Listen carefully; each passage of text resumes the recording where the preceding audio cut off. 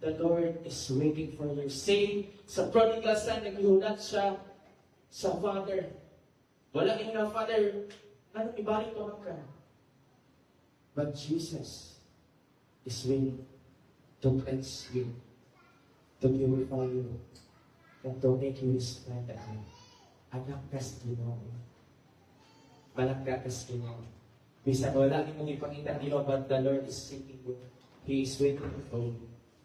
Ang imo lang, are you willing na imo kang ipagamit ang imo kinabuhi sa Ginoo? Kung hindi mo ipagamit. No, dili man lang yun. Dili man necessary ka rin nga mo ato yung ka sa street para mag-preach. Pwede magkamakatsa sa imong friend, sa imong pahinte na dahil church time. No? After ako life ko, not necessarily yung mo ato ka sa streets, but isang one story na madala sa Ginoo. God is rejoicing. The heaven is rejoicing. Hallelujah.